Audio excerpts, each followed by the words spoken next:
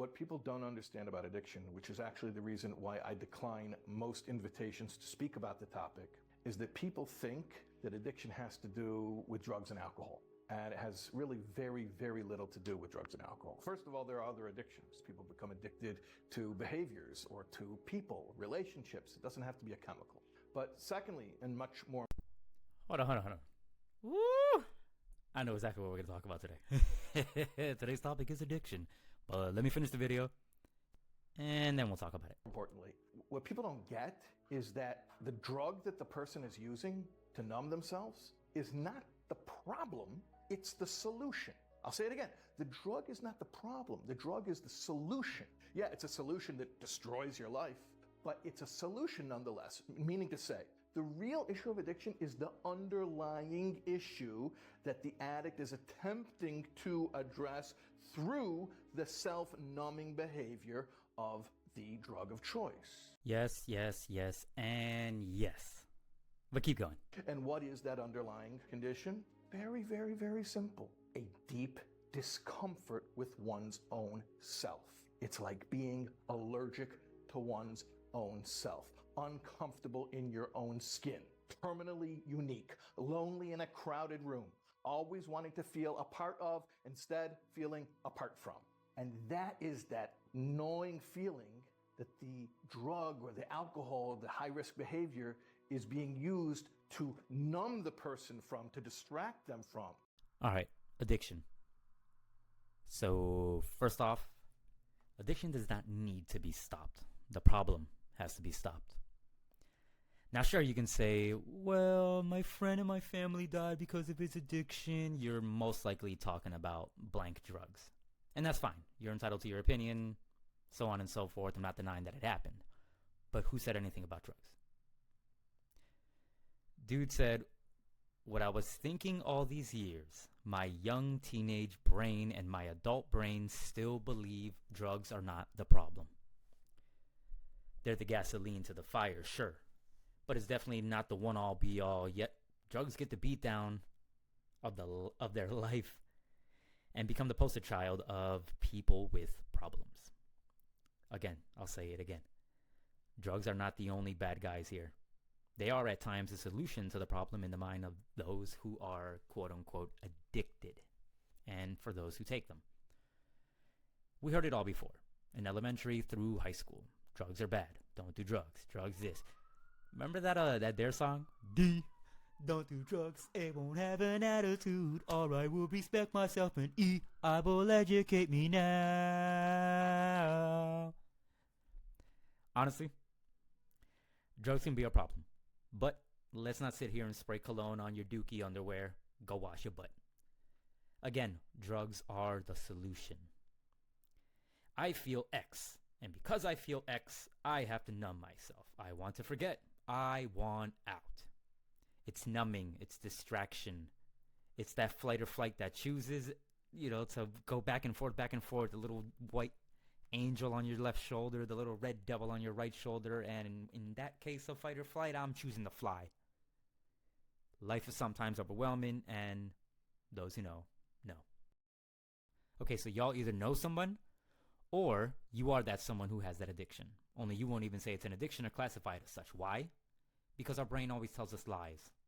Or we compare ourselves to the extreme, let's say in this case drugs, and we use it as like a cope, essentially. But other than the cope, you're downplaying whatever it is addiction that you have.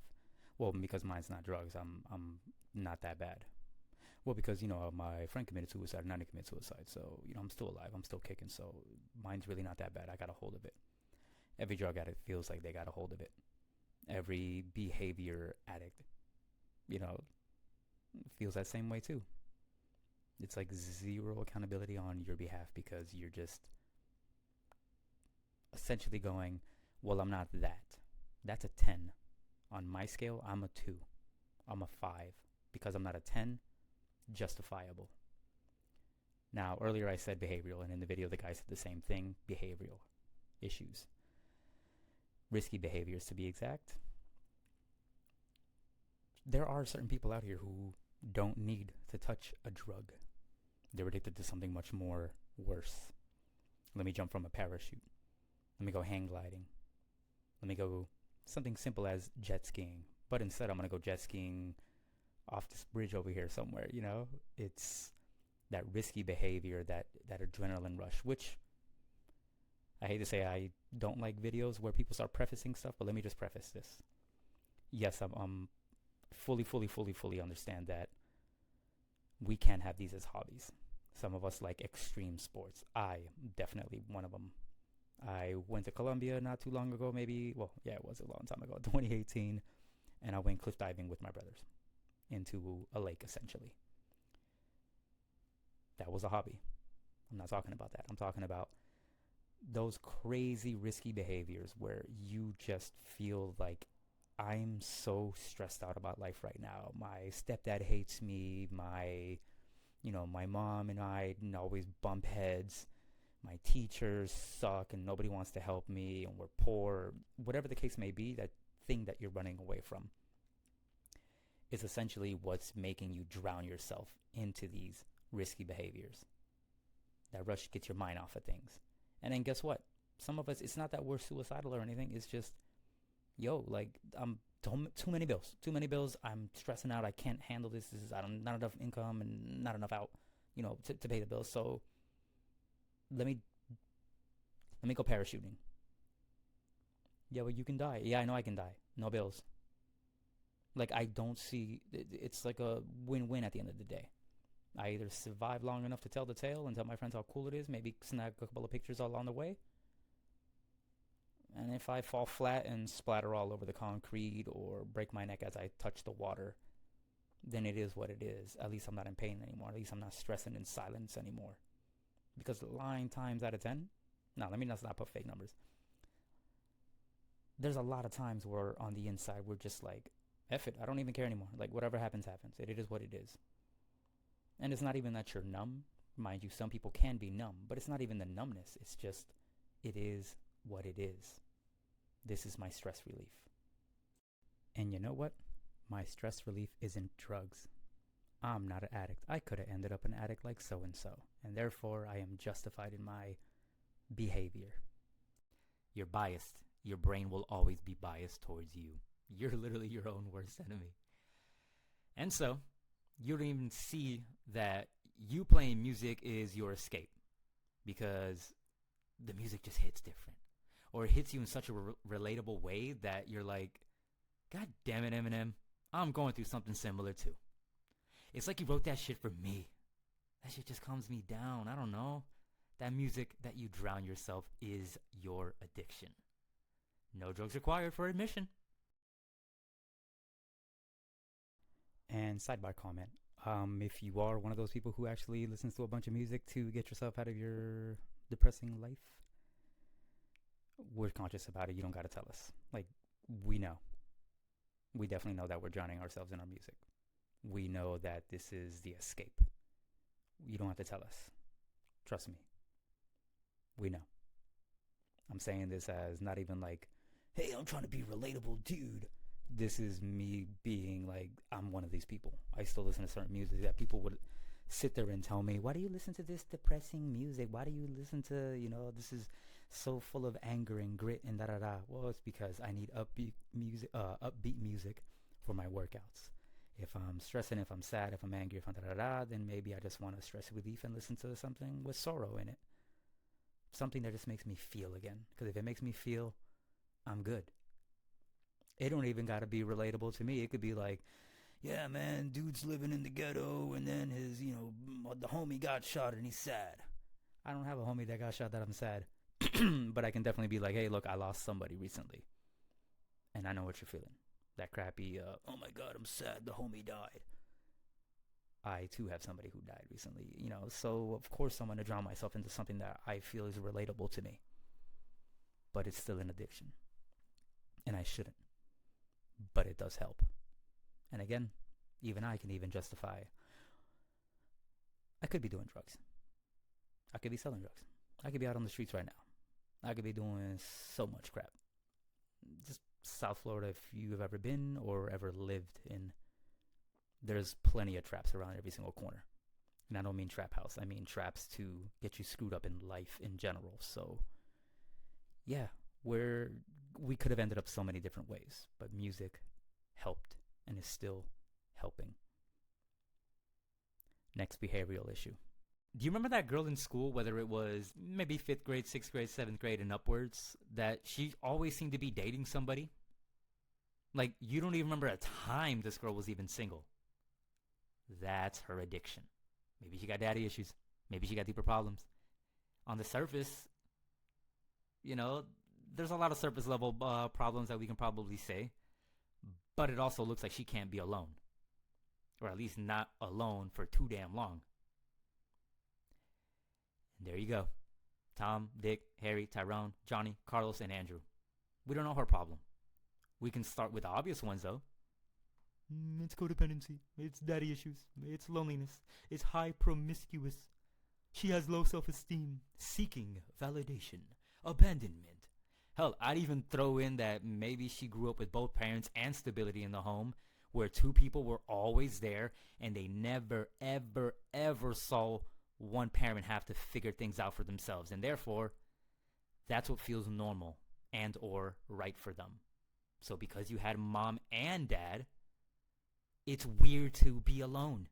It's not like common to them to be like, wait, my mom and dad were always alone. So, my mom and dad weren't always alone. They were together all the time. They went on walks together. They went to get groceries together. They did everything together. So I also want to grow up and I want to have that togetherness with my partner. Inadvertently driving them away because now you're chasing them too much.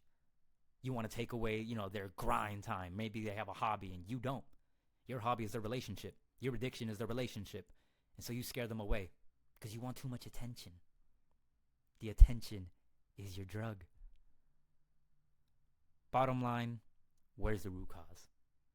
Cause and effect is weird like that. Cause leads to effect, and then that effect becomes the cause for a new effect, and then the chain continues. And now let me do quickly a cause and effect chain with the example were just given with the girl. She grows up with two family members, mom and dad, both in the home, both happy, both loving, both awesome. She sees that. The new effect is, or the first effect is, I want a relationship just like that. And then because of that, now that's the cause. What happens later on? What I just said. You become so like, oh my gosh, they were so together.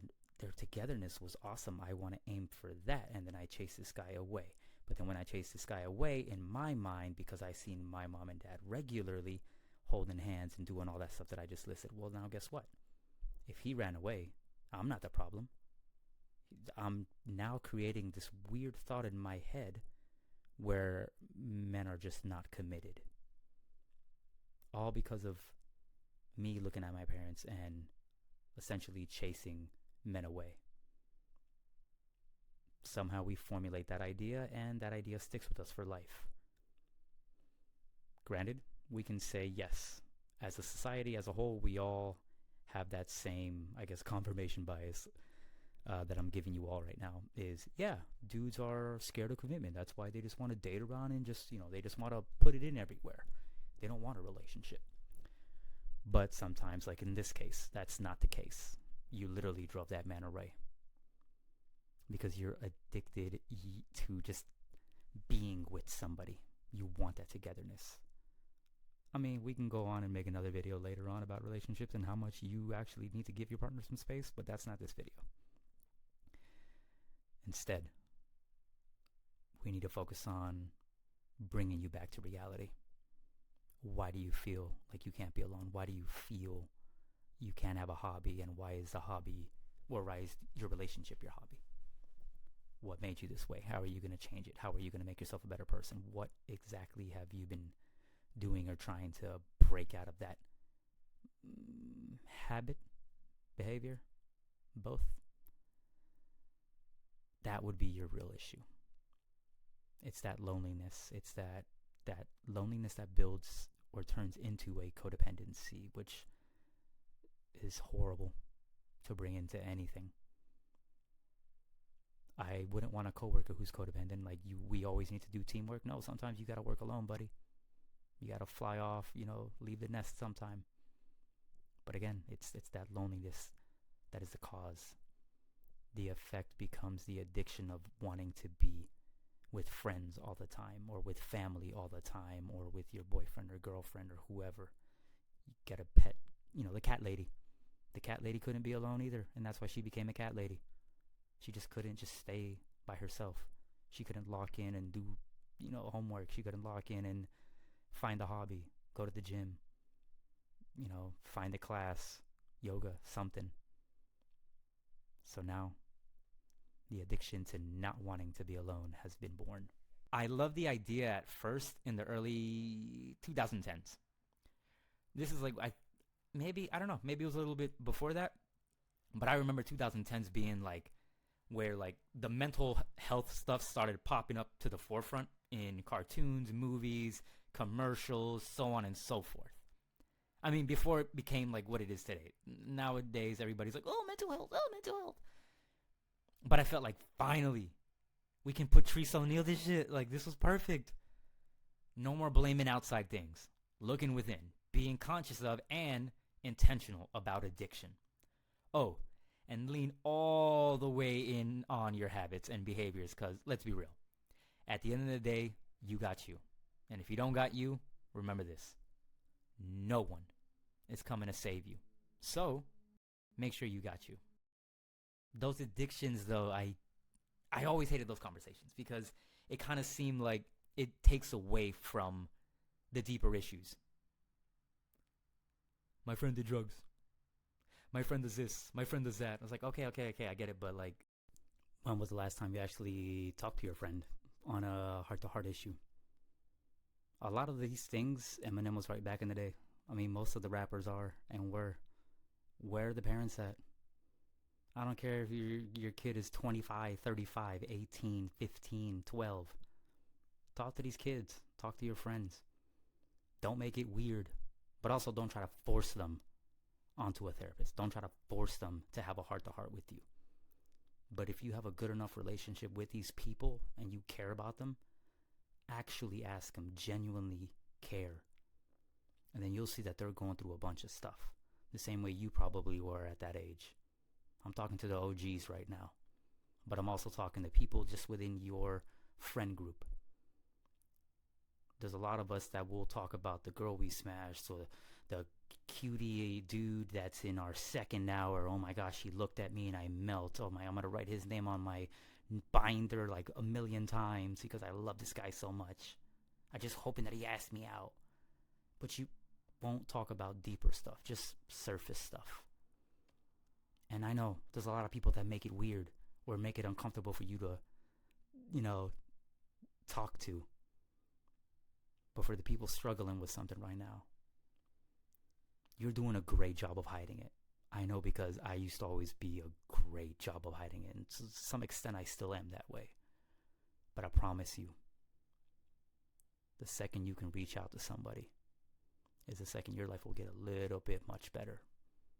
Even if it's just a little bit, it's a step forward the right direction.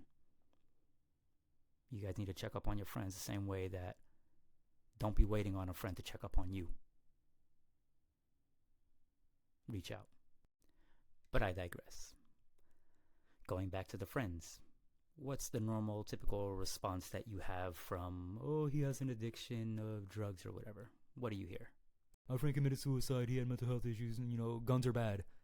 Yeah, cool. If you believe that guns are bad, then cool. I don't care. But what was the underlying issue over there? What was going on over there that made him kill himself?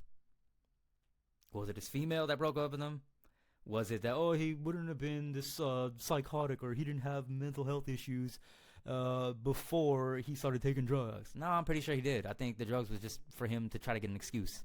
I'm sure that the girl that we talked about earlier with the whole always having a boyfriend and can never be single, she got something going on that nobody's talking about. Why can't we just talk about the actual problem and not talk about the quote-unquote fake addiction? Yes, I get it. Everybody got problems. But it's not taboo enough to where you shouldn't be able to talk about it. Now, yeah, there's bunch of little funny little nuances in that one because it's, well, Black and Hispanic people don't know that they need to go to therapy. They need therapy. White people go to therapy. Okay, and I'm sure dentists go to therapy too. And guess what? They're highly likely to be the ones that commit suicide. Does that mean don't become a dentist?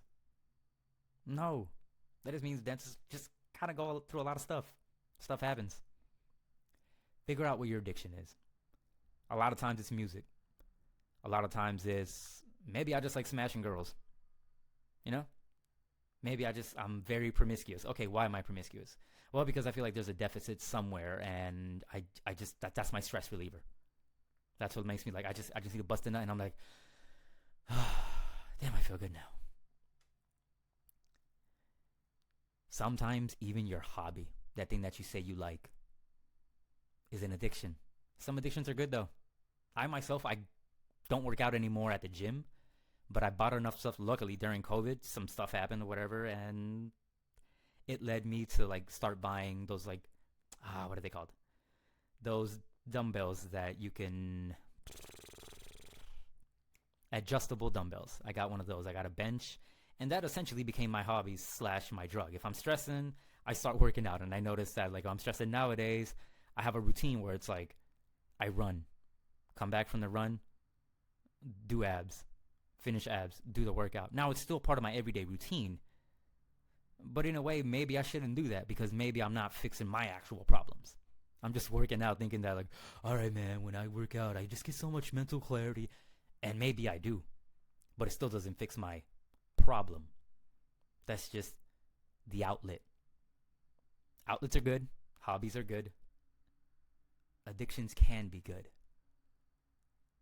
But I'm masking something. Just like I'm sure you're probably masking something right now. With all that said, what's the addiction that you're fighting with? And what are you actually fighting? Write it down in the comments below. Let's talk about it.